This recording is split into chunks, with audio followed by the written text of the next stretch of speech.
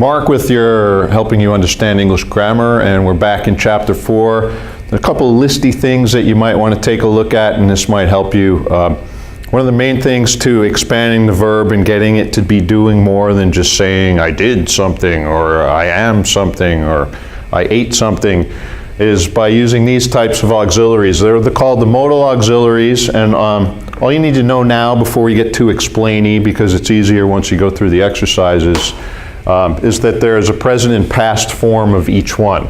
Present is can, past is could, present will, past is would, shall, should, may, and might, and there's only a past tense of must there.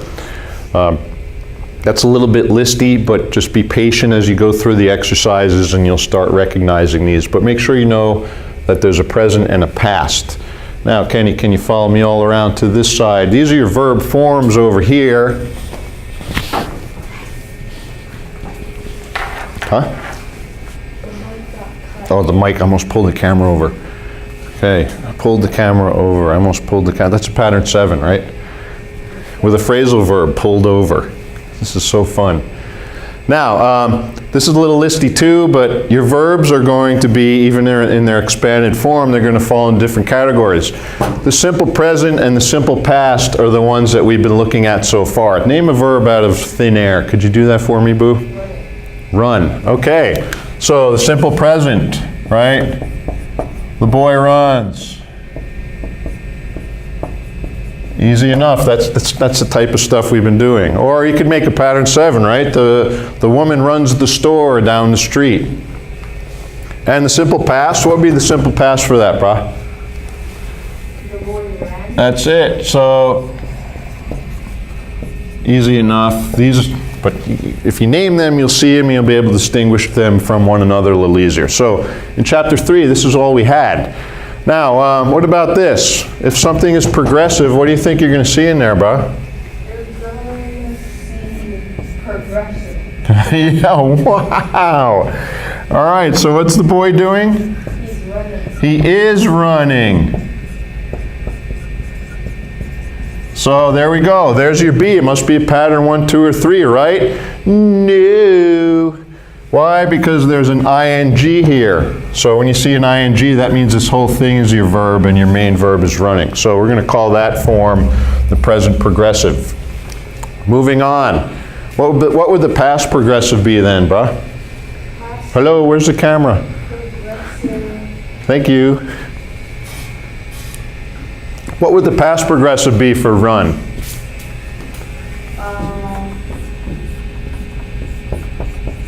If the present is the boy is running, then the past.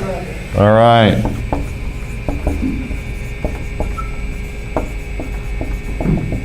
So once again, your eyes will go to here and they'll go boom, B verb, must be a 1, 2, or 3.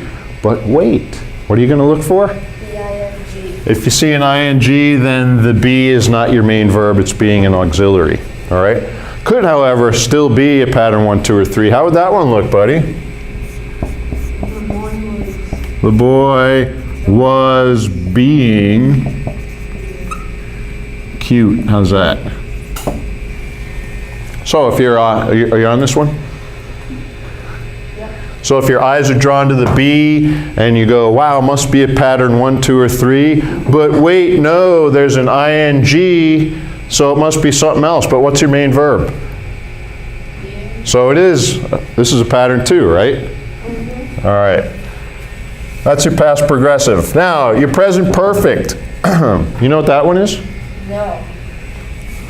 Have you ever run? Have you? I have ran. No. Well, man, you need to take the grammar class then. Okay, the boy has run. He's run a marathon. So, these things together, when you have the have plus the en ending of the verb, then that's your present perfect. What would be your present perfect progressive? What has the boy been doing? The boy has been training for a marathon. Okay.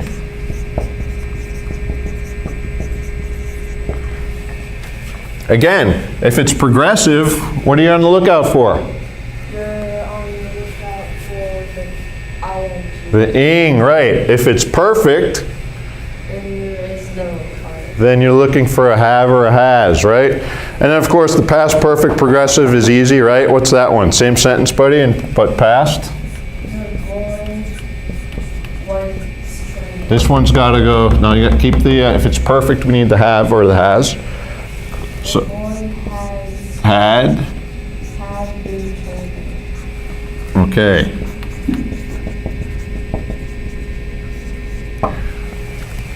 That's so beautiful, like my handwriting. Those are your verb forms. Here's the quick and easy way to remember them. Of course, we have simple, we have past or present, and the other things we need to remember are whether it's progressing,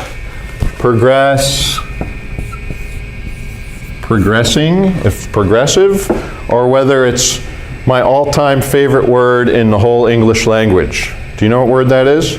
No. My favorite word ever. You know why that's my favorite word? Why? Because it's perfect. Thank you.